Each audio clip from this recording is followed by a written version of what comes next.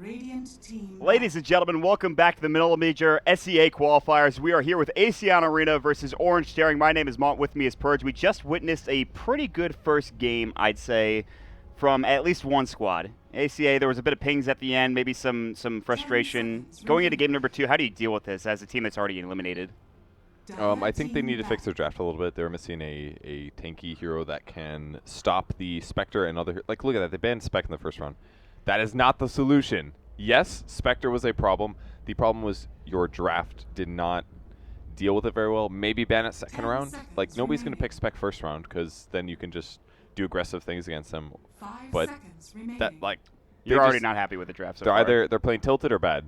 You don't ban Spec first round. Now there's going to be tons, unless you're like, hey, let's let all these really good heroes in and maybe we can get the heroes that we're OP with. Who knows? But Doom banned, Alchemist banned, Batrider, and Spec now. So we've got Bounty Hunter, we've got Enchantress. Beastmaster.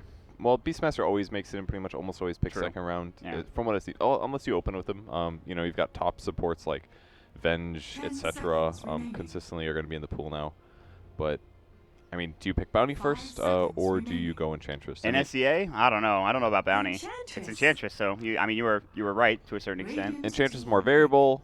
She is. You know what we're laughing at. We're watching the preview monitor, and they just jump around the cameras occasionally. So, like, for example, they could jump to our camera right now on the main stream and just look at me and modcasting. Yeah, they could. I think we have to be on camera for that to work. They could really? jump to us in the green screen. It'll just show the green screen behind us.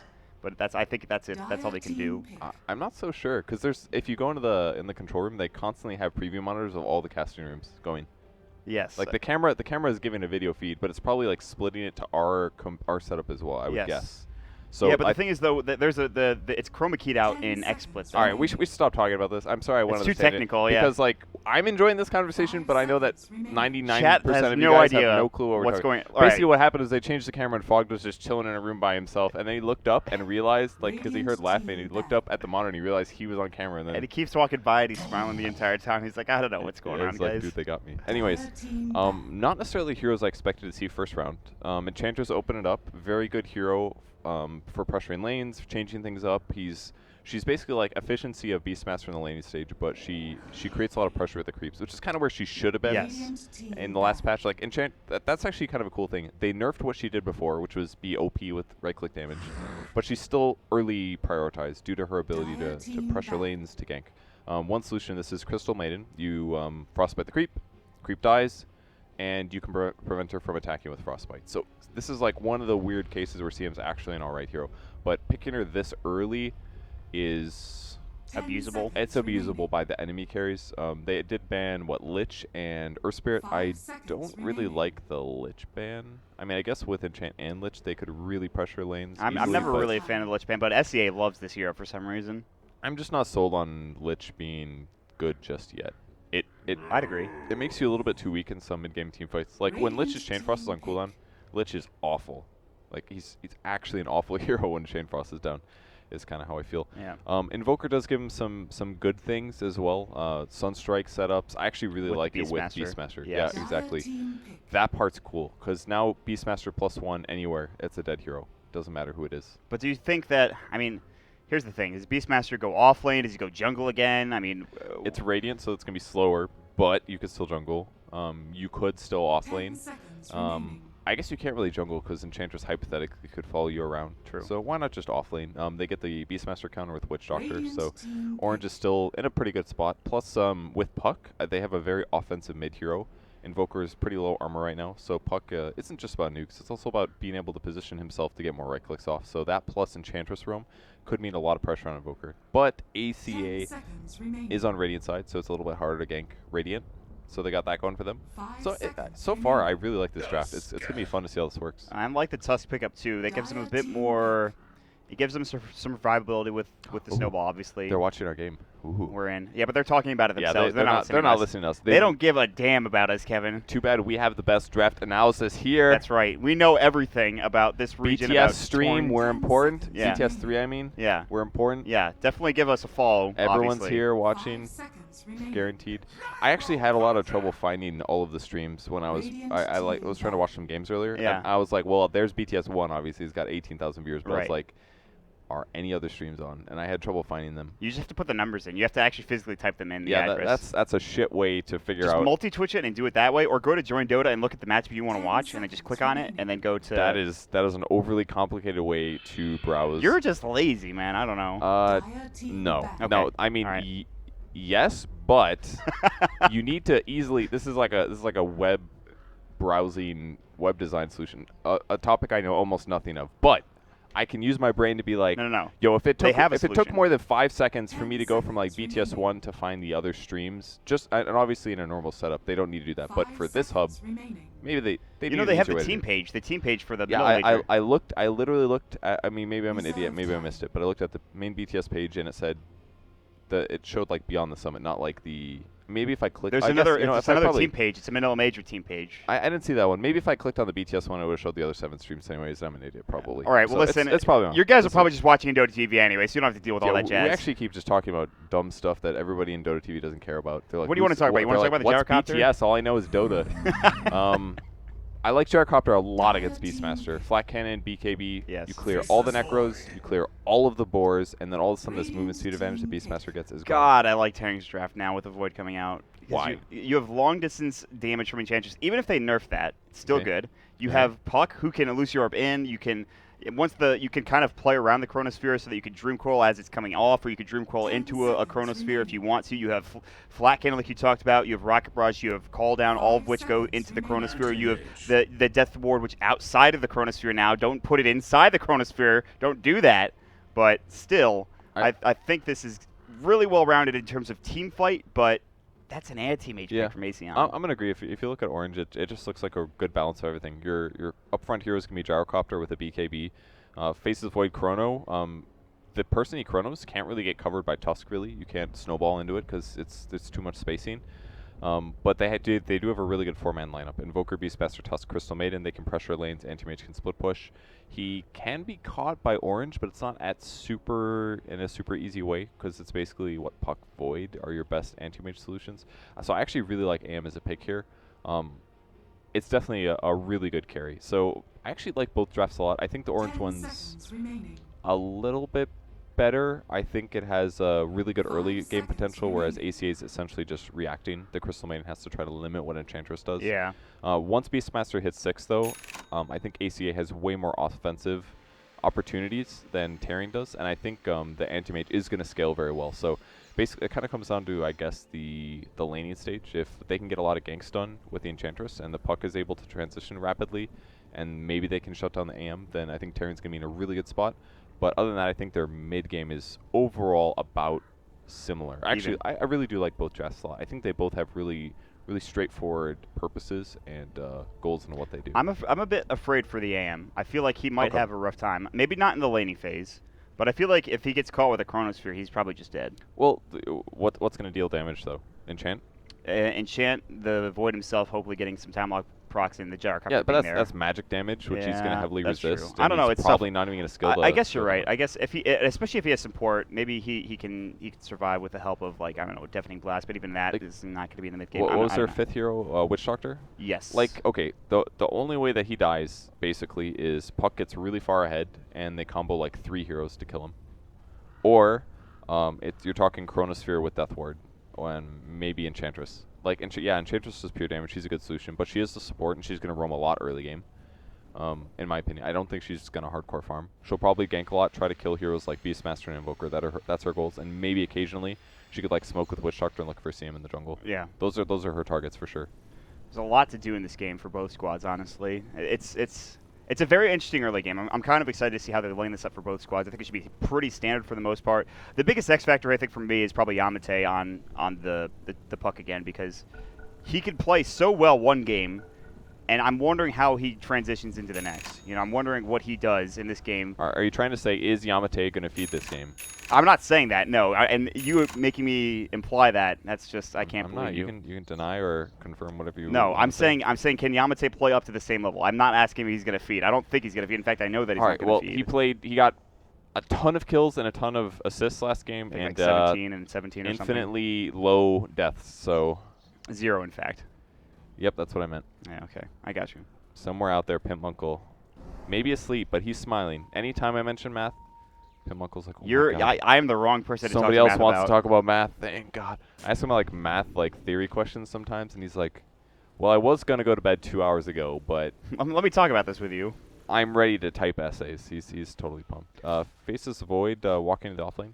Doesn't put a word down. He thought about it. He doesn't have one. I think ACA were like, we really want to stop you from entering our jungle. He's being he's a bit scared, understandably so. Obviously, there's a lot of heroes there, but he does time walk so he can get out of a bad situation generally. I mean, he was pretty far away anyways, and they're not going to find the kill. They put the ward down, by the way, up here, which is an interesting bot. I like that put one. That ward, so it's not going to spot that much, but it will guarantee. I don't really like it that much at level 1, actually. It's going to spot rotations. So, like, if Void is jungling the large camp, for example, and he shifts to the rune, they'll see it coming. But other than that, I'm not a huge fan. I guess it also does spot the Enchantress. That was a ballsy play. The Void? Yeah. Why? I don't know. I thought that it just seems interesting that he would go for that. Against the Anti-Mage level 1 and the Invoker level 1, what was he going to get, Sunstriked or something? I don't know, man. I just think it's funny whenever somebody walks up like that and just like, give me that rune. He's got a poor man's shield and 6 armor. He's fine. I mean, he would have been fine almost certainly. Time walk. The worst thing that happens there is he gets mana drained. Anyways, so we'll start things off. It is going to be the matchup between Yamate as well as G. G played okay on the Batrider. He flubbed a lot of his initiations. I'd say flub is probably the correct term for what happened. A lot of the time he would go in too deep. He would find the target, but they'd be behind the tier 1 tower or something. It would just not be super great. He just got wrecked mid too. The puck actually just attacked him like 5 times in a row while these 2 melee creeps wailed on him. He lost half of his HP, didn't hit puck once. Yeah, Yamate thinks he's actually doing pretty well. Good stuff, good stuff. We'll keep an eye on there. But I feel like Taring, and also Fly Solo top lane playing what seems to be an off-lane Tusk, interestingly enough, as the Beastmaster has, not surprisingly, been put in the jungle, and he's gone for the Iron Talon first. They've already made that decision. They've gone for that. We'll see what the Enchantress can get done. She's over here at the side camp. She's picked up the Hellbear Smasher, which obviously is good damage. It also gives you that move slow, which is also nice. And we'll see if they can set up for a gank, maybe go for something there, but we'll wait and see what happens. But they're kind of splitting the jungle here. Acion, he gets the last hit taken by NJ. Adds insult to injury. That sucks. He frostbit the creep, and then it's just the last hit comes out from the void. So they're kind of splitting up the jungle a little bit, but, I mean, really, if you're Skimberloo, you're only going to, like, 2 camps. But here's Ling already, and Skimberloo is low. This is dangerous as hell if Ling comes in at the right angle.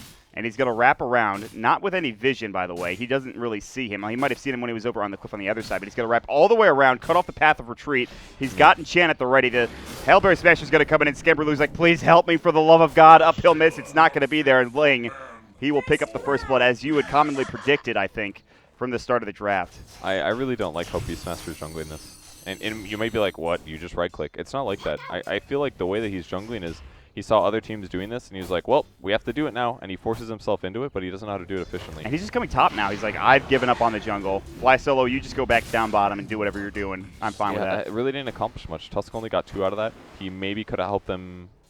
All right, they weren't going to kill Void. They weren't going to kill Puck. Yeah, that's part of the problem with this Tusk pick, I think, is that he definitely helps punish mid, but Puck is almost ungankable mid. So basically, the problem what he was doing in the jungle is he was just sitting there tanking creeps. You can't do that. You sit the boar back. You let it auto-attack the creeps. You let the creeps run to your boar. You micro the boar back. And then as the creeps are running back, you just wail on them with your hero and keep using the Iron Talon. They're going to snowball in Ice. They don't snowball in Skimberloo, so this is already probably a failed gank. And they just back up immediately.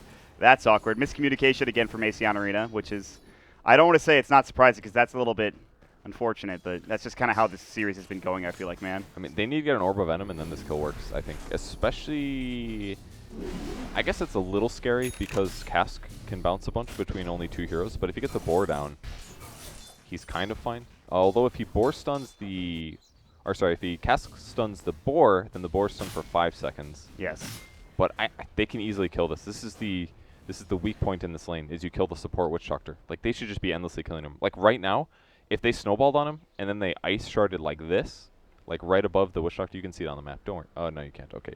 Basically, imagine an ice shard going directly north, right there. Stop him from running north, get an Orb of Venom, you chase him down. They've got boots on the Tusk right now, You got 72 damage from Beastmaster. He doesn't have Inner Beast, which I maybe think is a mistake. But they could literally kill this guy right now. The only downside is that creep wave is going to aggro. But if you drop the ice shards, the creeps aren't going to get there until somebody tangos out. They could just kill this guy. And with the cask level 1, it doesn't bounce that much. I don't think they're going to go for the kill. I want them to now that you've explained it so much. It's so straightforward. Like I want them to turn around and kill them, but I don't think they will. They were going to do before. They could do it right now. They just run at this guy. They're running away. All right, the boar's going to die. That's the only downside. He doesn't have another one. This is a level 2 Witch Doctor with no boots, and they're letting this. Well, if here's they the don't kill problem. him now, Ling this is coming in. Ridiculous. They're looking for ice, but they've already getting cut off their path of retreat. That's actually really good ice shards. The snowball's going to come through, but now they see Ling, and now they're like, okay, we're in trouble. We need to leave. The Ensnare's going to come out. They've got Rocket Barrage. Fly Solo's in some trouble. They'll take some hits. Flat Cannon will go and also spread some damage to Scamberloo, but they've made their target known on the Tusk, and he'll go down to the 3rd Rocket Barrage in a row from Psionics. And they're looking for more. This Enchantress is looking for an enchant potentially on Scamberloo. I don't think they could get this kill. He's just going to be annoying. He actually gets an uphill miss, but he's got phase boots. They're still coming in. The Centaur Conqueror's coming slowly behind. They can't get the kill more than likely, but he'll at least do enough damage to be annoying. And then because they sat up there for so long that eventually the Enchantress rotates, and then your opportunity's gone. If they just killed the Witch Doctor right there, like, they're fine.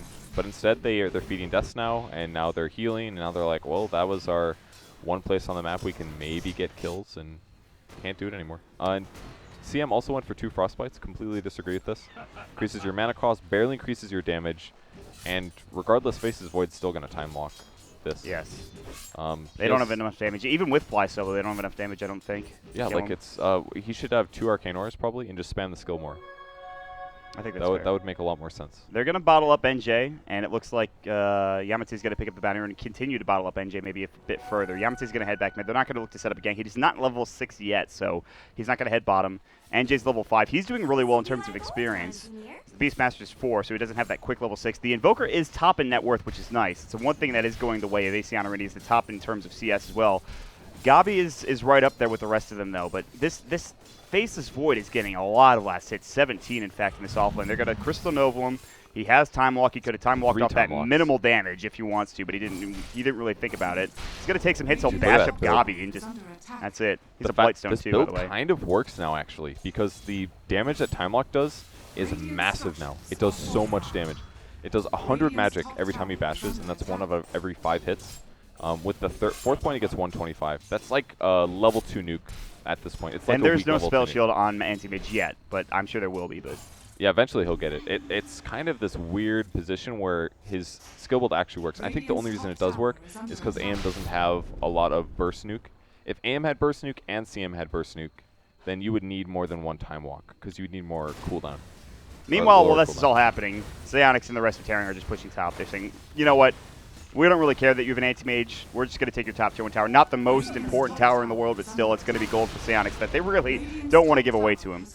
They're rotating a couple of heroes that they're going to get this defensive tri-lane back together. NJ, again, he does have now Chronosphere as well as Time Walk. The Snowball's going to come in. They need the Frostbite. He was about to Time Walk. And there it goes. They're jumping in. They get off the Ice Shards. They just don't have enough damage, nor do they have the Mana Void even ready to go. Mass TP's in. Here comes the Illusory Up. They'll jump through. There's the Dream Coil onto 2. They've got the Waning Rift ready to go. Yamate looking to make a big impact yet again in this series. Fly Solo's about to fall. The cast will come out, and boom goes the Dynamite as the Gyrocopter comes in with a call down and gets it done. 2 dead. Yamate providing the setup for that kill, and the bait comes out from NJ as well on that Faceless Void.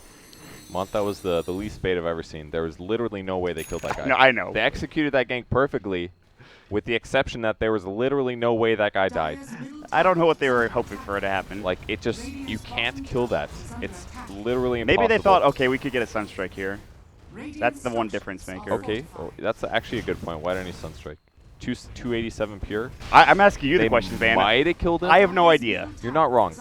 The way they messed that up was they needed to say, this is our gank priority. It's frickin' Beastmaster, not like roaming Tusk. Like, get 6 on Beastmaster, you smoke up, then you blow somebody up with Sunstrike.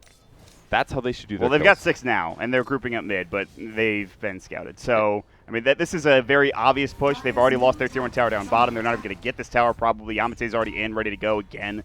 He's got his treads now. He's got all of his abilities back up, ready to go. There's a wraparound gank sort of coming out from Ling. He's got the Mud Golem too, which gives you that nice 125 damage with the Hurl Boulder. Skimberloo's going to walk right into it, and he is probably dead. He's got Roar. His team is going to come in, but it looks like they're not really ready to fight this. They get chronoed up onto 2. Skimberloo's going to get caught first. It does take him a while to go down. The Dream Coil comes in from Yamate, though. Now, this is where the Massacre comes through. Ishin, will he make it out in time? The answer to that question is absolutely not. They'll lose 3 in the process. And again, a good Chronosphere setup. Yamate comes in, and he just helps clean house and continues to get further and further towards that Blink Dagger. And it's 0-7 right now, Purge. That's not great. They're full tilted, I think, guys.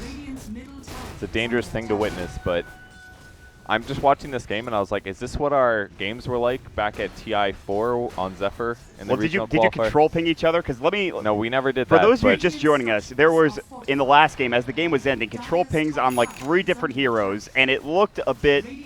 They weren't happy. I'll just put it that way. So Acion Arena, clearly not having a good time this series. They're already eliminated from the SCA standings.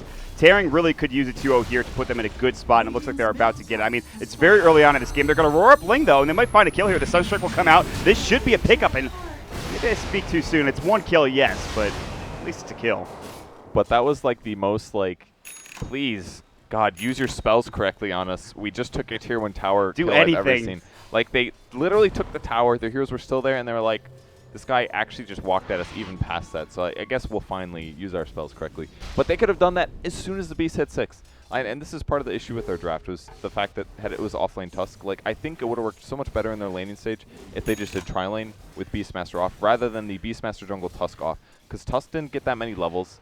And then when they did that dual lane, they didn't get kills either. So then you just have a Tusk running around that's underleveled. Tusk's underleveled, who have hard to gank lanes. He's a worthless hero then. If it's Puck mid and it's Void off lane, it's just so hard to get those kills. Yamate is going to get jumped on by Gabi, and he'll take 1 hit and then jaunt away. This is a far cry from what we saw the Beastmaster last game from Taring. It's very different. He had his Necro Book 1 probably already at this point, I'd say, or at least close to it. And it's really not looking good. He'll pick up Tranquils for himself. Like, he has an Iron Talon and a Bracer, so I don't know. Why does he have a Bracer? I don't know. What does this Bracer do? Is he going to buy Drum and then make his whole team attack faster? He could do that by just getting a hero kill and gaining a level. Like getting Inner Beast. That aura. Like the Bracer, actually, you could have just bought a Belt of Giant Strength for less money, and it would give you just as much strength. I don't know if I've ever heard you be like so upset at a Dota 2 game. I don't know, man. This is a regional qualifier. Like this is I don't know, man. I'm sure that there are better teams in the open qualifier. I mean, it's very unfair to say in some ways because obviously they know they're eliminated. This is guaranteed the most tilted moment they've had as a team. So I'm sure they're playing worse and they feel desperate and stuff. There's the Roar bot lane. Yeah, they're going to get the Roar, but there comes out the counter initiation. Sunstrike Ling will get brought down, but Yamate will stop any further aggression at this point. They had Frostbite up in 1 second. The cast will come through, bounce to all the freaking annoying boars that are stunned for literally ever, and that'll stop further aggression. More TPs coming in. Taring, I think they popped a drum or something, or they're just ready to go. Psionics indeed popped the drum charge. The Ice Shards will still block him in. They have Chrono, and they won't use it for Fly Solo, though. They'll just let it go, and Yamate rotates back to mid while this is happening. He doesn't want to lose his tower to a G, and Voku pops the drum charge. Going with the Forge Spirits, Yamate is trying to at least stop this a little bit, and everyone's rotating in to help out as well. They'll be able to stop it. It's just frustrating seeing how they should be moving their heroes a bit and them not doing it correctly, basically. It's like they're making a lot of mistakes here. And I think it's probably just, like, they're definitely playing worse this game than they were in the previous one. Yes. The previous one, they basically had the right idea, but they just executed everything a little bit poorly. It was like 1 or 2 missteps. It was like maybe a little too further into the initiation. They picked the wrong target. You know, they would split up and go on to different targets. It was like good, almost the right idea, but they executed wrong. This game, they're not even like getting close to having an opportunity to execute correctly. Well, here's their thought process. They're like, okay, well, we have an AM. We can't really do anything right without him. Maybe they're thinking that, okay, we need to get this AM as Battle Fury. We need to have him farm up. But they're not playing together as a team if they want to do that 4 protect 1 kind of style. Like, they're not doing anything in that regard. Basically what they did was they said, let's be greedy on the Beastmaster in the jungle. Whew. When instead, he could have just been... That's not worth it, I don't think. Oh, is he going to die? He is. Yeah. They could have just been greedy in the offlane with the Beastmaster because Beastmaster is good against Witch Doctor, and then they could have had the double support make sure the Void stays level 1. And with Void staying level 1, eventually the AM's going to be able to easily outlane him because he can drain all of his mana. And then those 2 supports can potentially kill Void. Oh my god, Ling just blew up another smoke. And then Enchantress just like is countered by CM, and then they just transition that into a win. I don't know. Oh. They found Ling finally with the Hawk. Sunstrike should come out. Yeah, I mean, he's dead without it. They find the kill, but here comes the counter initiation. The Roar comes out. They actually have Dreamcoil ready to go. Deathward comes through. Skemberloot just gets blown up. There's the Chronosphere. G's going to fall next. That's the Invoker. He's the top net worth hero in the game. He'll go down. Acion's looking around like, where is my team? I need help. Someone, I need an adult. He'll be able to at least get out for now. They TP away from Fly Solo on the... At least the Tusk gets out. Meanwhile, Gabi has respawned, and he's going to be farming bottom, but... Eesh. Really good ult from the Witch Doctor, though. He did a lot of damage in that fight. Yeah, Ice having a good game. Which, by the way, he played the offlane Beastmaster last game. Oh, really? Now playing the Witch Doctor support, so switching it up a little bit. That's kind of weird. This could explain why the Faceless Void maxed out Bash, because he's like, I play carriers. Well, NJ, he was the Beastmaster last game, so he was the one farming the kill, right? Didn't you just say that the Witch Doctor was Beastmaster last game? No, I said he was the Doom. No, you said Beastmaster. I definitely said Doom. Pretty sure you said Beastmaster. All right, we'll go back to the footage, and we'll talk about it You know later. that we're never going to do that, so I'm just going to assume I was right. I swear to God you said Beast, because I thought Beast. Maybe my brain just thought that, because otherwise I was like, why would you bring this up then? Because that would be like a weird role switch. But like 4-position Doom, a lot of sports have to do that already. Thank you. Okay. All right, I'm losing it. Boom. All right, I don't know what happened. I apologize. I don't know if you guys heard that, but that was Blaze telling me that I was right, a.k.a. my favorite moment of tonight. Gabi's not having a good time. He's not having a good moment. Boots yet? Dreamcoil, he's got to try to blink out. There's absolutely no way. The cast comes through, he stops him. I wish he had 1 point in Spell Shield. It's not going to make a difference, but... Max blink, 2 points in mana break, 2 points in stats. At least 1 point. It's 26%. That's like a hood. It's a lot of spell resistance. They've got Puck, Faces Void Bash. Fly Solo, they get the Roar off. Can they get this kill onto Yamate would be huge. They get off the freezing field. Ling's in trouble as well. They'll take down one, but here comes NJ. No Chronosphere. He's going to use the time dilation. The cast bouncing through. Now they use off the big freaking call down. The Rocket Frost just absolutely destroys everybody. Nemesis is going to work. He's going to try to Ghost Walk. I don't think they actually have detection, luckily. He might actually be able to get out of this. They know where he is. Yeah, they've got the homing missile on him, but they have no detection, so he might live. That's still a pretty good trade if they didn't lose Gabi earlier, because they got Yamate. You've tilted me, by the way. I just want to point that out. Yeah, well, you messed up big. And then you were like, no, I didn't mess up. That's how that exchange went. All right. So the Invoker still has the top of the net worth, even though he did die in that top engagement. He's still 5-1-0. He has a Midas. He's got 1,700 gold. He has to do a lot of the work this game. Gabi eventually will be strong enough to do some work. He has a Battle Fury, no treads yet. He does finally get that point in Spell Shield, so there we go. Okay. That's something. Yeah, I mean, it doesn't help against Enchantress. It doesn't help very much against Witch Doctor, but I still think a single point is worth it. The magic resistance it gives you is huge. It might only save him like 50, 75 HP over the course of a spell rotation, but that's a lot. That's way more than a single point in stats in terms of survivability. And that it's mostly the HP component, in my opinion, that justifies the stat points for Anti-Mage in the early game. Yeah, the damage is nice, the mana is nice, but it's mostly the survivability is why you get it, in my opinion. Well, they will take Roche. Gabi will go ahead and continue to split push top lane, and NJ's here with Chronosphere.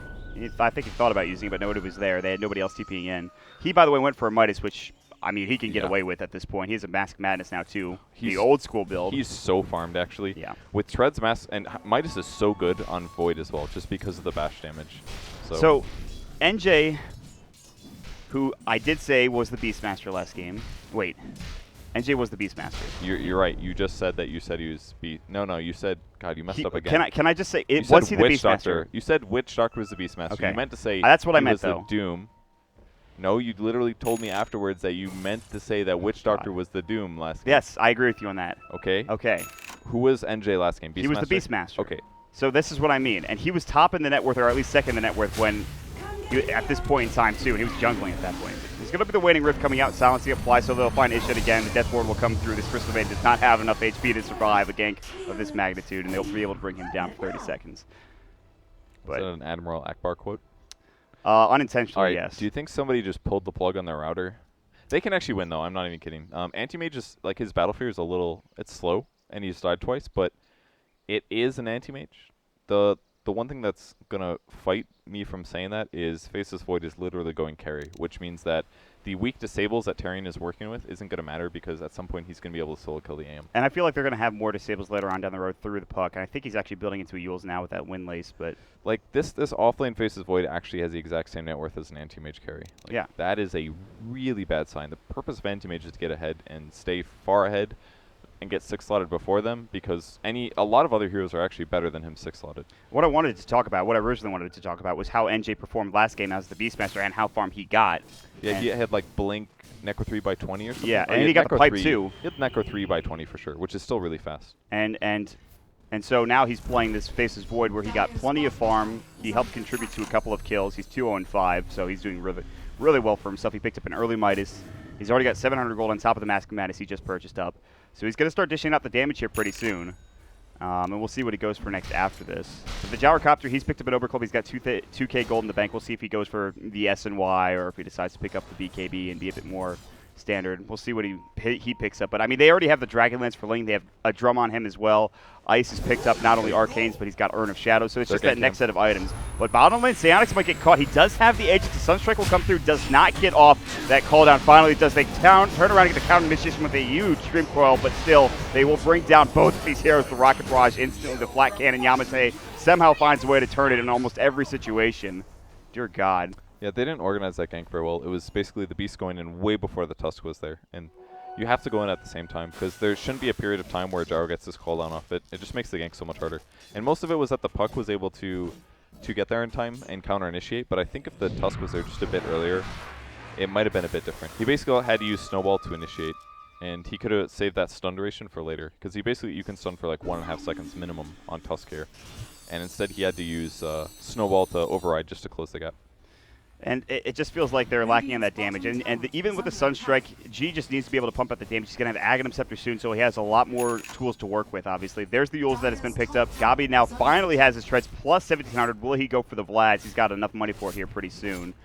Coming up top is going to be Yamate, probably looking to set up a kill. He also has his Yules. He's going to jump in with the Illusory Rope. Gabi's able to get out with the Blink, and he'll be fine. But everyone else is mid currently for Taring, just trying to push this in and maybe look for a tier 2 for themselves. While this is happening, NJ's farming bottom. He's picked up a Shadow Amulet, so he's going to be going for a Shadow Blade. They are very versatile in their item choices right now. That's a pretty good item this game. He's going to be able to set up kills basically around the map. He doesn't even necessarily have to chrono and he can kill people. I would really like to see him actually get an Echo Saber this game. Especially because with Shadow Blade, he's going to have more mana problems. Echo Saber 100% off Faceless Void here after the Shadow Blade. Yules, there's the Waiting Rift. Gabi's in trouble. The Chronosphere comes out next. There's the Mask of Madness. They should have the damage to bring him down. Use the bash? They have to use the Dream Coil to secure the kill, but it's enough. They get it done. He's dead for 50 seconds now.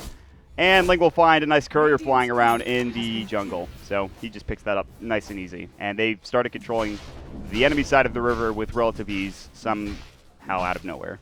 There's another way that you can tell carries never play supports. How? Because they always minus the melee creep, so the range creep. Literally, the entire purpose of Lich is to amplify the experience gain from the range creep. Yeah. Midas does that 2.5 times. Midas range creep, guys. Always worth it range now. creep. It's worth it now. If you want the levels. I think they give more gold than melees. Am I wrong on that? I don't know, but I know they give way more experience. Definitely Midas range creeps. Anyways, Shadow Blade's coming out on Faceless Void, so he's going to be able to set up ganks with like Chronosphere, gives him attack speed. Most importantly, lets him initiate, which means he can save time walk for after they cast the stun or whatever to stop him from chasing, so he can chase pretty easy. If he gets an Echo Saber with this, that means more chances to bash. I was going to ask you if he was going to pick up that item. I think that's interesting. I think it's completely worth this game. I am totally happy with the fact that he wouldn't carry this game. He basically got an easy lane because there was only one support in lane. He got more bash levels so he could actually trade, and that's why his lane went so well, because of his skill build alteration. It absolutely was very, very smart that he adjusted. And now he's got all these great items. He's got Midas. He can easily transition into one of the carries that's going to help set up and stop the anti-mage. They're going to go for the tier 2. Acion are looking to just dodge every fight possible. But that's the Shadow Blade from NJ coming up. He's looking for, he doesn't have Chronosphere for 16, but he's going to walk in. Time dilation. G's going to have to Ghost Walk. Good Frostbite coming out, but now they need more damage. Good sounds. And the Dream Coil again from Yamate, doing some serious work in the fight. Again, still no detection from Taring, so they actually can't find the big target in G, but They at least get the kill. He's close to the tower, still no detection. They know that he's there, but he's going to TP out, and they have no way of stunning him, so he's going to make it away. He walked all the way up there. All right, he's definitely gone now. I don't know if they're ever going to buy detection. I honestly think they can win this game without buying a pair of Sentry Wards, though. As opposed to last game, which was Sentry Ward City because of Mirana. Yeah, I think they've definitely laxed it up a bit considering how the early game went for them. Jarcopter's still playing pretty seriously. He actually went BKB, not an SNY. Yeah. Did he use it in that one fight? No, he still has 10-second duration, so he's fine with that. It's probably worth it. Like, Roar obviously still counters this, but it's going to stop a lot of the damage out of ACA. The easiest way for them to get kills is Chaos Meteor, CM ulti kind of stuff, like just tons of magic damage. They have no physical damage really right now at this point. I mean, maybe a little bit, but just not enough to bring down Psionics at the very least. He's easily survivable enough against that. So as long as he pops BKB on the team fight, he's good. Roar, Sunstrike, Ling about to get blown up. It's going to be the Chaos Meteor coming out as well. And Yamate is just, again, looking for that counter initiation. Blinks up. He actually gets juked by Acion. They're going to Yule Sim. They're going to look for that trade, support for support. And Acion is so damn squishy. And they abuse it with the Rocket Barrage with Yamate. Yamate is ruthless. He will blink in whenever they see a potential counter initiation target, and more often than not, they will find an easy Dream Coil into like a double kill, I feel like. Yeah, you're definitely right about that. He really is almost always there when he needs to be. He does a great job about that, and he also farms very rapidly. That mix is what makes him a great player. Yeah, Bracer on Beastmaster still hasn't done shit. He has a Necro 2 though now, so that's okay. No, it's really not. He's got a Bracer on Beastmaster. He would rather have a Necro 3, obviously. Well, and not a Bracer. It's a freaking Bracer on Beastmaster. Good thing he has that +3 int. I'm sure that's not unnecessary due to his Necronomicon that gives him 21 int. And that +3 agility, that's really helping increase his attack speed by 3 compared to the 45 that Inner Boost does. He also does get 3 damage out of this, so maybe it's going to be value. I don't know, man. Maybe he thought he was going to build Drum. I don't know. I have no idea why he God, why would you ever? Drum, all right, Drum, this is what Drum gives you. It gives you 9 int, and it gives you 6 strength. Boy, those stats sound a whole lot like this other item that Beastmaster built. Gets the frickin' snipe with the Sunstrike onto Yamate. Okay. I'm over here memeing, and you're trying to cast Dota. Come on, dude. I mean, sorry to burst your bubble. My point that is, was a good Necronomicon costs literally 800 more gold, has far better stats, and, you know, synergizes amazingly by creating 2 little illusions that attack fast. Gabi picked up a Vanguard, by the way, which actually might keep him alive. The cooldown will hit, though. This might be some trouble. He's going to have to blink out. He's going to get bashed. The perma-bash! God, he's freaking bashed for ages. NJ just decides to bash him into oblivion with this freaking Mask of Madness. He doesn't even have an Echo Saber. You don't even need it. Yeah, in some ways you're right. It's kind of unnecessary. When he's got this much attack speed, you just buy more attack speed, dude. Maybe increase your damage. Get a Moon Shard. Be a man. That would actually be pretty fun. I'm totally down. I easily think he can get away with it for fun. I mean, he's already bought freaking Shadowblade Mask of Madness on offlane Void. He's basically playing carry Void, honestly. Psionics is just, he's here for the ride. He's like throwing down cooldowns. He's getting vision with homing missiles. He's just watching. 5-0-6, I mean, he's got a lot of kills, but the Void he's the star of the show for now for NJ. He's going to head back home. He's got 2K gold, so he can build into something here pretty soon. We'll probably see his first big item or next big item come out, at least the first component of it.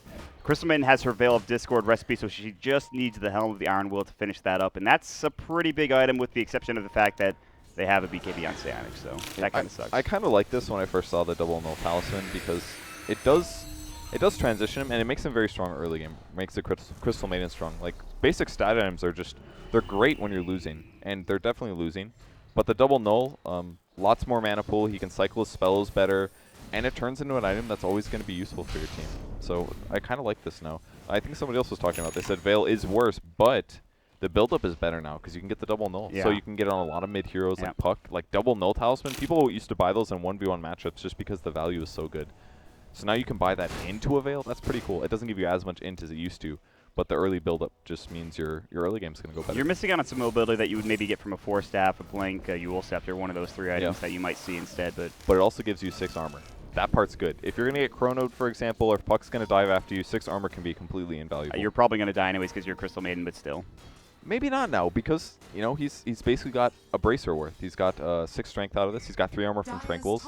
Once he finishes the Veil, he's got another 3 armor. Or another 6 armor, actually. That's not bad. So Gabi picked up a Vanguard, by the way, which will be inevitably an Abyssal Blade at some point. But he wanted to go more Battle Mage and stay alive. And even with the Vanguard, he still died in that perma-bash situation with the Chronosphere. But the difference was huge compared to the previous fight. Now, like, the Vanguard was actually worth it there. Because at first I was like, oh, he's easily dead. But he kept living. Or what is this? It's a Vanguard. 250 HP, blocks 32 damage guaranteed from Void. And he actually doesn't hit that hard when he bashes. Obviously, he gets this bonus magic, but he's only hitting for about 144. So dropping out 32 of that before the damage is even reduced by armor is actually quite good. Yeah, so I think it's a fine choice, especially because it builds Entity Missile later. I mean, if it goes long enough, you're going to build it. I mean, you could argue, okay, well, maybe you need that Manta early on or whatever, but he wouldn't survive a Chronosphere, I think. With Manta, he wouldn't. Vanguard definitely gives him more survivability. That's the only reason I justify it. If the game was even and he had no way to get killed by like an offlane carry Void, then I would definitely say Manta 100%. But in this game, if it bought him a life there, I would say it was worth it. But because he died, maybe he should have just been greedy and been more predictive of where the Void is going to be. Acion going with the greedy play themselves and going for Roche, and they get it done. There's no vision over here for the Dire side. Again, you talked about Laxus. And there's not much vision for them other than the jungle, their jungle, and of course up towards the Ancients for ACA's side. They do pick up a Desolator, by the way, for the Faceless Void, which is going to be pretty nice. That's an interesting decision. Okay, it doesn't stack with Mask of Madness, so you can trick it so that you get the minus armor but not the lifesteal. Yes, I think that's what he wants to do. You have to pick it up, drop the Mask of Madness, and pick up the Mask of Madness. So whichever orb you had previously should be the one that overrides. Right. In Dota 1 it didn't really work like this, but I think you can trick it in Dota 2. So we'll see if it works. I'm sure he's going to look into this. I would think he would rather have the Desolator than easily the Mask of Madness. I think that's why he bought it. Mask of Madness is entirely for the attack speed. Really. By the way, the Invoker has quietly picked up an Octarine core after getting his Aghanim Scepter. Yeah, I saw that. He's top of the net worth, and he's ghost walking into the enemy jungle with no real detection, and he's going to probably find Ling here. Oh, he comes out of the Ghost Walk just to Midas, and he's looking for Ling. The Tornado's going to hit, but here comes NJ. He's got the Chronosphere. The EMP will go. NJ will lose most of his mana. He is out of mana to Chrono now, and now the Deafening Blast comes out. Ling's in trouble. Ice Shards will not connect. He's healing up. At least the Nature's Intent is doing their job, but the Walrus Punch will come out. There's the Mana Void, the Sunstrike. It takes a lot to get that kill. They get it done. Now on the retreat is Skemberlu, and he's going to have to at least roar Ice. Look at this damage, though, coming out. The Necro 3, can he get the trade? He can. He's actually doing a lot of damage to Psionics as well. It's a 2-for-1 exchange. Sure, he does lose the Necro units, and Yamate gets even more gold, but they're splitting up the map now, and Acion they're trying to come back. They're getting on the comeback path. They're only down 5. I've seen this story before. I've seen this gold graph before. This is not bad, actually. They're actually kind of coming back, and it pretty much centered on that Roche. You know, Taring pushing across the map. They're taking advantage, and ACA says, you know, if they go high ground, we're screwed. So what they do is they smoke, they take Roche, catches up in gold, catch up in experience, they get an Aegis, which basically means if Taring goes high ground and they get wiped, then they lose every advantage they had. But I don't think they're taking this game seriously enough. Like, I'm enjoying watching them screw around with like carry Void and stuff, but they've got barely any wards on the map. Yeah. Like, the difference between the previous game in terms of warding and this one is very clear that the supports are like, hey, I want to buy good items for once, you know? Like, I do it all the time. It's terrible, and Blitz yells at me every time, but well, they're going to find the Chrono on Gabi, and I think they should get this because they have Waiting Rift. They're going to Dream Coil him, and he should be dead for the most part. He's going to get bashed up again, just for good measure. NJ just says, fine, listen, we might not be taking this game seriously, but we will find your anti-vision, we will kill him. And they had no vision down there either. They walked in and killed him. It's working, but it's almost not enough damage. But that makes it okay. Oh, BKB's going to go. Gee, he's got the Aegis. The cask is going to come out, and he's in trouble. He'll lose his first life almost instantly, and they're looking for more. They are bloodthirsty without the aim. This is a 4 versus 5 engagement. They have detection, and there it is. G finally goes down after they hex him, and now they're going to find more. They're going to find the CM who, for some reason, stood around looking to say, do I leave? Do I stay? What do I do? I die, I suppose. That's what happens. Oh, the pings have started. It's a bad sign. It reminds me of when they lost last game. Yeah, this is... God, we were just talking about how they were actually coming back into the game. They were making the right plays. Taring maybe not taking it seriously enough. Taring walks up, Chronos the AM, then kills the freaking Invoker twice. And they're actually probably going to get at least a tier 3 off of this. You might have to buy back on the Invoker as well. They have Glyph. But he was trying to split push there because of the anti-mage dying, but then they just killed him, and that's a bad sign. There's a Butterfly and Psionic, so he's pretty okay. That Ice Shards is really cool. Didn't do any damage, but it was still really cool to see how grouped up they got with it. And they're going to go for the melee racks. Maybe a buyback coming up from the Invoker. They're going to go with the Snowball. Roar comes out. Do they have the damage? They could use a Freezing Field. They'll buy back at the Invoker. The cooldown comes in. It's lagging. Mana Void comes out. They destroy NJ, but everyone else is back in. Great Dream Coil to counter-initiate, or at least stop the further push in from ACA. Here comes the Freezing Field. Ling in some trouble. The Death Ward coming out, pushing Gabi back. The Deafening Blast comes in. BKB, he's got it down in 1 second. He can use it and ready to go, but I don't think they can reinitiate here. Ice is getting snowballed on. There's the BKB pop fly solo. He does get the Sigil off now. Do they want to keep going? Skemberlu is going to get hexed up. He's got no Roar. He's got no Necro units. He's got the Archer left. That's it. Chasing after Yamate. He's going to phase shift G, still looking for blood. There's the meatball coming out, and they're going to leave Ice behind to die and be the martyr for the cause. They will hold their set of racks. They will get 3 kills, the biggest being NJ, and they actually get roughly 3,000 gold out of it. That was huge. That was a great fight. They did have to buy back an Invoker, though. That was the scary part there. But his overall gold gain actually went up. He gained 423 from that fight. Maybe. I don't know if it counts. It doesn't count in. Well, either way, he might die again. So he's pushing up too far. Yeah, he's going to get Hex. He's alive for now, but he's still in trouble. They have the homing missile on him. He's got Ghost Walk, and it's going to go through it. But now it looks like Acion is going to at least tank the gank for him.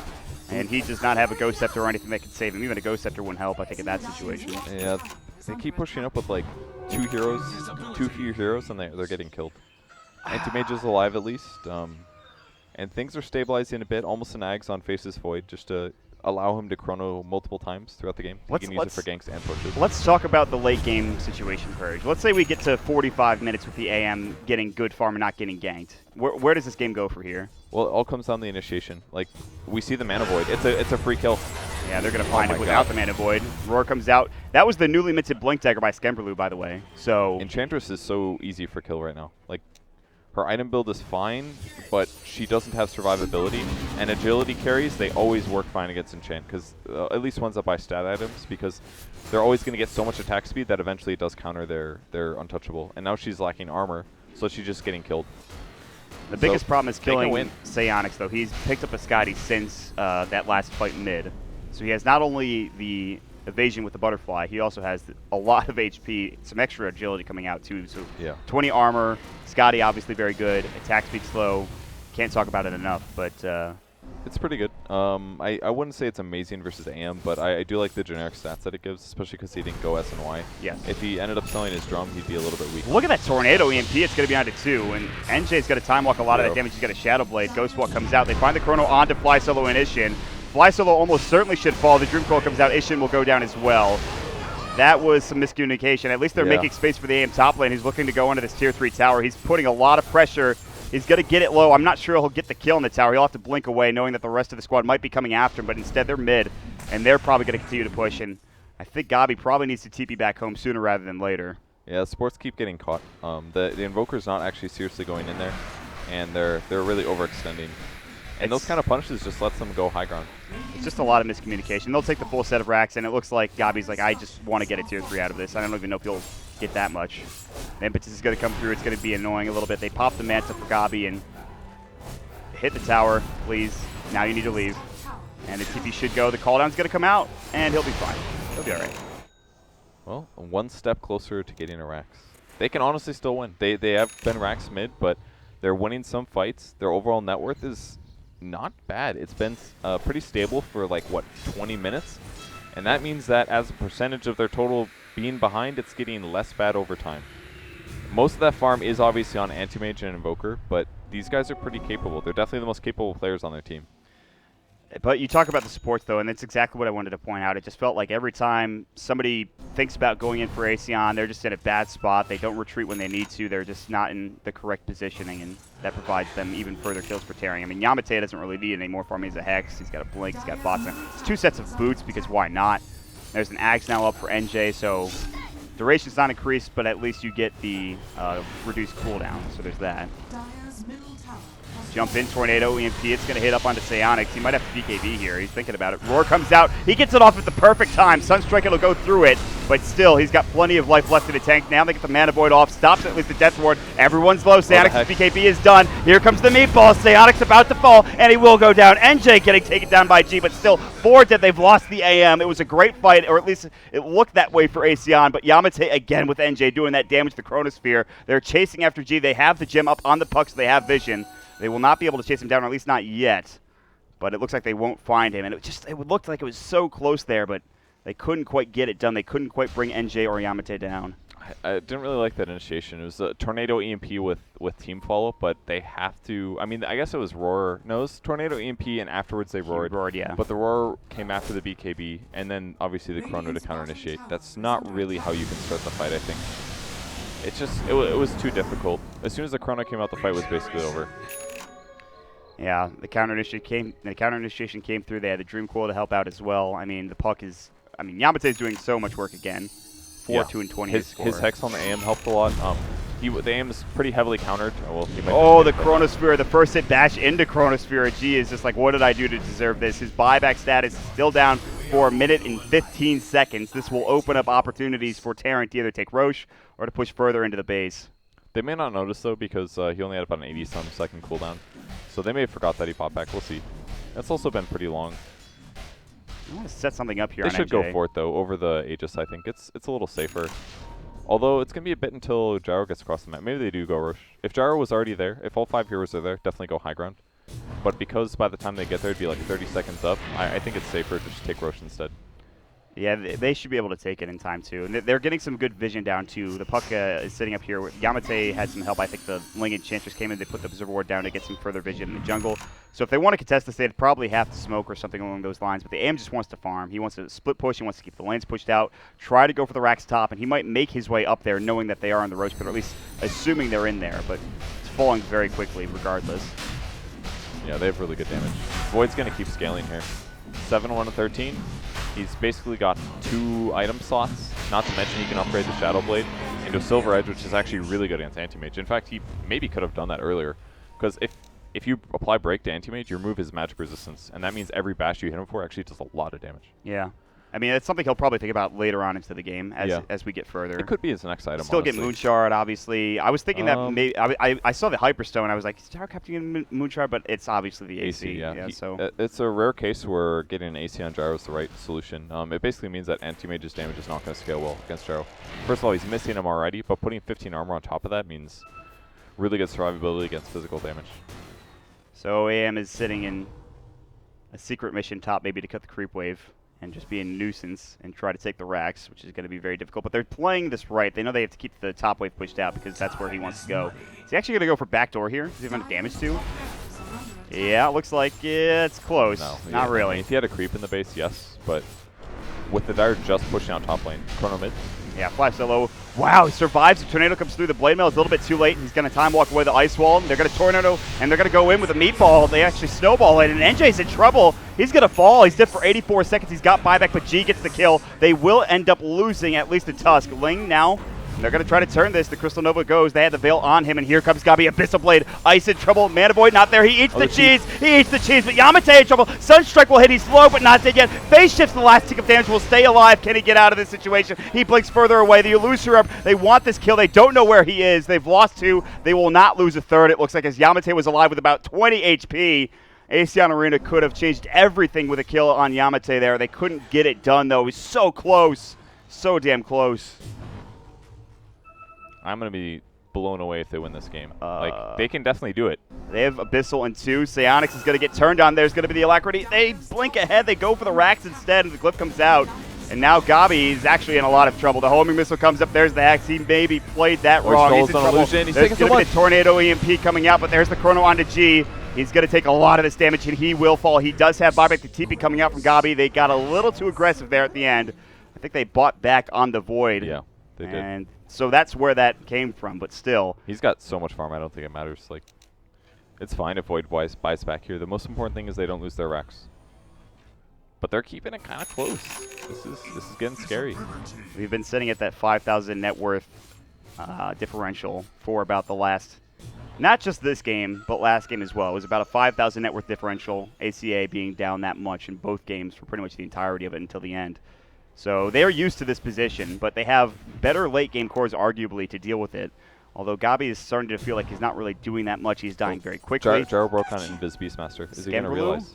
I don't think he realized. They smoked up behind here, and they were looking for somebody. And Ice is still Invis. The smoke will now break, and there's the cast coming out.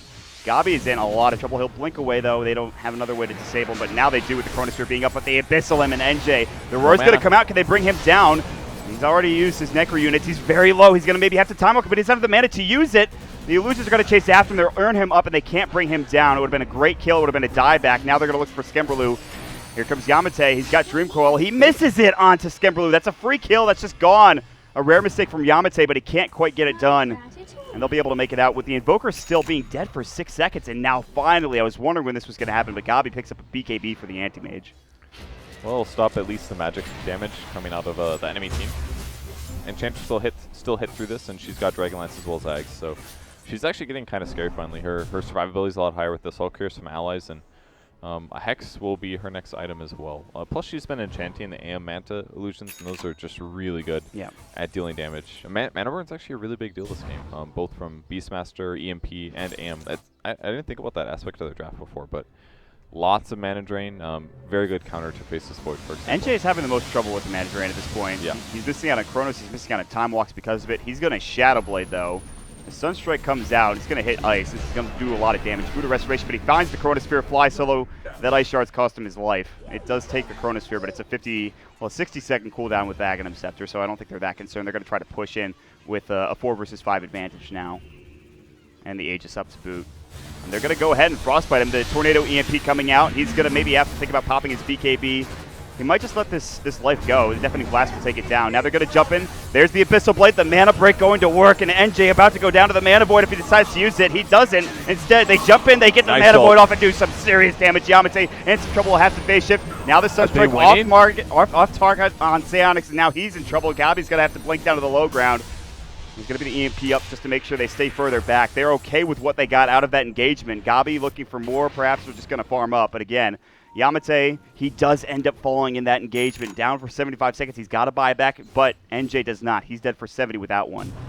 They're doing this pretty well. I mean, the gyro was completely out of position, and then the important thing was that they initiated on the Void and drained his mana and killed him before he could ulti again. And once they do that, I was very happy that the Anti-Mage didn't ulti him as well, because he easily could ulti him for the kill, but what he did is he waited for a better moment. If the Void, for example, got in the middle of the enemy team, he would have ultied him, but he died. Instead, he goes for the Witch Doctor, missing most of its HP, and because that, he took 3 heroes from full HP It's like half, pretty to much. like half 40%, and that is why they won that fight. Yeah.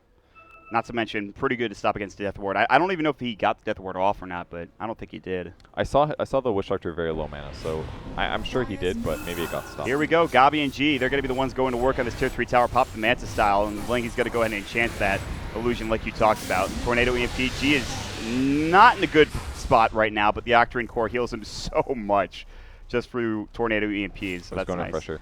Yeah, that is huge. This guy's really good at Invoker, and it's pretty clear that he's probably their best player, I would say. He's cycling through his spells so well. Yeah, he's done a good job. Right, Refresher on the way. Tons of team fight control. 2 EMPs. Soulless Midas as well. So they just didn't have enough time to take down a full set of racks, though. The 70-second, I think, respawn timer for Void was not enough, even with how farmed he is. And he's sitting on bots now. No Moonshard. He's kind of slowed his progression. He was doing really well. We talked about how farmed he was. The Gyrocopter's the one that's real farm. They even have a Lincoln Sphere that they got for Ling, which is nice. And they pick up another one as well coming out. They also, Acion will go ahead and scout this out. Tornado EMP. He's got that Lincoln Sphere. Looking to go and fly solo. NJ's looking to counter-initiate. There's going to be the Sunstrike. The Meatball comes in. They get the Chronosphere off onto G. That's who they wanted. The Death Ward will come through, and he'll fall almost instantly with no buyback. But they want Yamate Mana Void. He can't get it off in time as he phase shifts it, and Gabi's in some trouble. The Freezing Field on the other side to at least zone them out from coming up to the high ground. Everyone's pretty low. They did bring down NJ, and they're looking for more. Scamberloo's actually doing a lot of work here with the Necro units, chasing down Ice. Yamate is at half health. Psionics has already used his BKB. They might keep going here. They're thinking about it for a second. Ling is still throwing out some javelins from the backside. The Impetus doing some work. But that should be it. Gabi still had his Mana Void. He really likes holding on to this, but doesn't find a kill with it. I guess that's why they're all getting Lincoln Spheres now. It stops Roar, obviously, but the bigger one is the Anti-Mage AoE. Because everybody, it's late enough in the game, and they have a lot of heroes that have pretty big mana pools. If they get drained, all right, there's actually 5 heroes basically on the enemy team that have huge mana pools. They're all like 1,400 or higher. Voids is about 1,000. So if they drain all of their mana and AM ults on that, he could just rampage the whole team. That would be a sight to see. Maybe not a full rampage because all their HP levels are fairly high, but after that ult goes off, you're talking like 900, maybe 1,000 magic damage after reduction, or H damage done after reduction. I mean, we saw what he could do with just the Mana Void on the Witch Doctor. Yeah. That took everyone down to half health. I'm not even sure how low mana he was before he died. It's pretty low, I'd assume, but it's not getting great for Taring. They keep losing some fights. Yeah, they get the Chronosphere off. They'll kill one. Generally, the Invoker is what they want to pick up, or Gabi, but now he has picked up himself and a MKB. And they'll take the Radiant Courier, though. I don't know where that died. That probably shouldn't have gone down. Let me check real quick. So he sold Vlad's for this, but obviously it does help him kill the gyro. He's going to get Hexed, though, and they're going to bots on top of him. Gabi, he does have buyback. They popped the Chronosphere. There's the Death Ward. They're going to throw the kitchen sink on him, and he will die. They were set up for that one. I didn't even realize Witch Doctor was in position, but he needed to get out as soon as he saw those TPs, and he hesitated just a little bit. Tornado EMP, are they really going to fight this? The Meatball's going to come through. The Time Walk further. G is actually in trouble here. He's got BKB. Freezing Field's going to go, but Psionics is going to go right into him with that BKB. Deafening Blast. He's got that Lincoln Spear up. He's going to go with another Meatball. There's the Walrus Punch, and now Psionics might be in some trouble here. And the Lincoln Sphere keeps getting popped. They keep throwing them on top of him, but he just can't stay alive long enough. G's trying to man fight, but it's not working. The AM not buying back. And it's going to be a full team wipe as the rest of the crew comes back in to help him up and keep Psionics alive. That was a great team fight if Anti-Mage was alive. Like, they easily could have won that. That Invoker just casted all of his spells He didn't perfectly. have bots, so he couldn't get there. I think that's the reason he didn't buy back. Yeah, I guess so. He would have had to drop an item for TP, and then he would have been late. I mean, they just needed to sit back and wait for his buyback, because now they've lost 3 heroes. They used Refresh Orb, and they're further behind. They got really far behind in that. That's going to be at least like a 5k gold. So yeah, look at the graph. They dropped 5k. I don't know. Yeah, that play just trying to Tornado EMP all of them and man fighting into them with the BKB still for the Gyrocopter was a bit sketchy to me. I mean, doing the combo was kind of cool, but then they kind of got committed to the fight, and then it felt good halfway through, but it just wasn't enough in the end. Ling has picked up the item, the Hurricane Pike. Okay. It's natural progression with the previous item, the Dragon Lance. So, is it really good here? It's okay. I mean, it's not that amazing at the AM, I guess, because you can get away. But I like this play from Acion. You can use it if you get a Blink Dagger to force people into the Chrono. That part's kind of good. That's actually pretty cool. But then he has to buy a Blink. I think it's worth him getting a Blink, actually. All right, they're going to run in, and this is going to be a fight that's about to break out. They do not have their big team fight ultimates in G. Of course, got to roar somebody. Roar somebody, damn it. He's not going for it. Ling is still in the pit. Here comes the call down. Gabi's popped his BKB, and he's going to try to fight this. He needs to blink out now. He's already bought back. He cannot afford to die. The Illusion Orb will come through. They want this kill. He is not roaring anybody. He's waiting as long as possible. He's not even going to get it off. He's going to die. And Acion's going to be next as well. They're going to come in. They're going to save him with a snowball for half a second, only for both of them to go down. It looks like probably. They actually killed him before the snowball came through. I thought he saved him. But the snowy dead body of a Crystal Maiden in that snowball. Why did he not cast Roar? I don't know. Please tell me, Mott. Why? I don't know if it makes a difference in that fight. Why did he turn his Bracer into a Drum of Endurance? He actually did. Wow, he actually bought a drum. Well, maybe nobody has a drum. Nope, CM has one. Mott, why? Why didn't he roar? He could have literally roared the Enchantress. Kevin, I don't have the answer to the question. And then the Anti-Mage would have taken like 600 less damage. They still couldn't fight that though. I mean, but he could have roared. I don't know what to tell you, Kevin. It's not looking good now though. There was a brief glimmer of hope around the 40, maybe 35-ish minute mark for Acion Arena to win this game. They lost the set of racks, but like that's fine. They're farming well. They have good items. The Invoker's progressing well. Psionics is now 6 slotted, unsurprisingly, with 4.2k. He's getting Lincoln Sphere constantly put on him one after another. Yamate goes in. He's fishing for it. Now the Tornado comes out. The EMP comes next as well. They put the Veil up for mission. That's his only job at this point. He'll probably die to the Dream Coil. He's like, I got the Veil off, guys. We did it. I think that's the first time I've seen one Freezing Field shard come down, but only one. It was like the one set snowflake that comes down to the earth. They'll get the Mailerax momentarily here. Psionics will finally bring it down. There is no Aegis, but the BKB is going to be used for Psionics, and he'll just try to TP out. And it looks like he will make it away with no Walrus Punch available. The Beastmaster just respawned. He blinked looking for the roar. He couldn't find it. While that was happening, the AM, he's took the die. range racks, and well, he's on the run. Oh, what an outplay there. Death Ward comes out. Nicely done. The Invoker goes down to ice, which is huge. That's probably a good trade. He's dead for 89 seconds. That was really nicely done by the Witch Doctor. Back up from Puck, obviously, to Hex the Invoker, but he more or less solo killed the Invoker there. All right, here's the good news. They took 2 range raxes. Oh, I thought you were going to say that the Beastmaster used Roar. Did he? Yeah, he did. Well, I mean, that's fine, I guess. But 2 range racks. Here's the bad news. Fly Solo's dead to Yamate again. Probably should fall here. Oh, nice blink. Okay, I spoke too soon. He gets mech'd up as well, which he just bought at 50 minutes into the game. Guardian Greave's still pretty good, though. Baseless Void's attack speed much worse now, actually. Picks up Blink because he's like, oh, maybe we should build Standard because we actually might lose this game. I feel like his net worth is actually not moved for a long time. He keeps getting the Chronosphere in one kill and then dies in every engagement. That's how it's been going. Probably due to his build, perhaps. Maybe it's because he's time walking. I mean, you pop your Mask of Madness and you're generally going to take a lot of damage to die pretty he's quickly. getting mana burned a lot as well. Yeah, really that's the biggest thing too, which we talked about a lot, is the Necro units as well as the mana break coming out from the anti-mage. So. Maybe he could get like Soul Ring and do like Soul Ring time walk or something every time. He doesn't have the item slots or he for could that. just have Aegis. That also. That's why, yeah. I mean, he sold, but the thing is, he sold his mom. I'm pretty sure, unless it's on the. I don't think it's on the courier. They were looking for an initiation up at the puck, but Yamate played that slip early. I think he jaunted away with his Lose Your Orb, blinked out, one of the two. In case you guys forgot where you are, we're on Beyond the Sauna 3.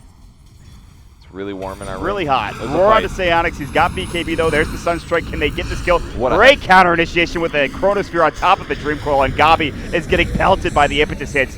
Good EMP coming out with a Tornado. They have some good damage to the Freezing Field, but now they get the mech back up, and of course the Time Walk away. Another Deafening Blast. Psionics is low. Can they finally bring him down? But here's the Death Ward. Ice comes in to clean up everybody from Acion, and this should be the end of it. Gee, the Soul Survivor lifting with about maybe 25% HP, probably less, and they're going to take this Rax. NJ is going to go down and lose his Aegis to the Tier 3 tower, but I don't think he gives a damn at this point. And Taring will finally get a good fight that is no trades, really, with the exception of the Aegis, and it was a bit closer than maybe it needed to be, but Taring will, I think, at the very end, secure this game, Purge. Yeah, if they lost this game, I would have been really surprised. I mean, it's not over yet. They're going to get the top racks for sure. He needs to eat that missile. All right, now his BKBs. Okay, I guess he doesn't want to get Mega Creeped. That was just a bad decision. Like, there was nothing you could do. You're like, okay, I can either not get missiled. They didn't follow up on it anyways, didn't matter. But well, at this point, he's doing it all on his own. I mean, he's trying his best. But that's running out of story of the whole game, let's be real. Yeah, he's going to get the Tornado onto 2. He had Meatball ready to go. He's healing up with Octarine, but he's going to get chronoed right as he enters the well. But the call down will finish him off, and just like that, the Tier 4s are falling. GG's going to come out momentarily, hopefully from Acion. They're not very happy about the way they played, I'm sure, and there it is. But man, they played so pretty darn well late game. Like, Invoker played really well, considering how far behind they were. Like, just AM ulting a couple people in the right place, it actually did enough. And Invoker, look at his fantasy points, 17.1. He gets those numbers because of the amount of damage he did to enemy heroes, most likely, and like the amount of time he disabled them, and there's like all these weird points. But basically, I put all of my value in how many fantasy points you get, and he did the best, and Gyrocopter did really well. Wow, Gyrocopter was actually in 40 kills. That's incredible. No, but Invoker really just won his team a couple fights, and Anti-Mage choice team fights as well did a lot. Like, just the mana burn into the ulti. Saved them a couple fights high ground. I actually can't believe the game went that long, because the early game for ACA was so disastrous. Like, they didn't accomplish anything, and Taring did everything that they wanted to. Every single one of their heroes. Tons and tons of farm. Yeah. And somehow, 53-minute game, like... That probably shouldn't have happened the way that it did, but we talked about the lack of vision from Taring. Maybe they were taking the game easier. When it came down to it, though... They never took towers and advantage after the... Like, how many times did Anti-Mage die? A lot. Literally at all least the time. like 5 times in the beginning of the game. But the problem was probably that they didn't have Chronosphere then. If they Chronosphere and kill him, then he's dead. But they can't push after that. So that's why Void is kind of bad on the Dire side, is because after you Chrono, you're like, okay, we Chronoed, but we don't want to push now because I don't have Chrono. So we got advantage, but we're not turning it into high grounds. Whereas maybe Gyro could have done high ground stuff. Like, he could go high ground with like a, what's the item? Solar Crest maybe, and just wail on the tower. But they clearly had trouble going high ground and winning those fights, so it got a little funky there. But they eventually won. They eventually won with like 4 farming heroes basically and a Witch Doctor running around. So yeah, that took a bit longer than I think they wanted it to, but they got the job done in the end. And of course, that's a huge victory for Taring. It puts them up, I think, on top of the group. I'm not sure if if any other teams were playing at the time. I do want to check that, but we still have other games to get to, guys. So we will jump into our next matchup, which I believe it'll be me, I think, and Nahaz doing it. It's going to be Execration versus Signature Trust, which is a huge matchup, and that's going to be a little bit later. Probably jump right into that as soon as we're ready. So make sure you guys stick around here on Beyond the Summit 3. We'll see you guys soon.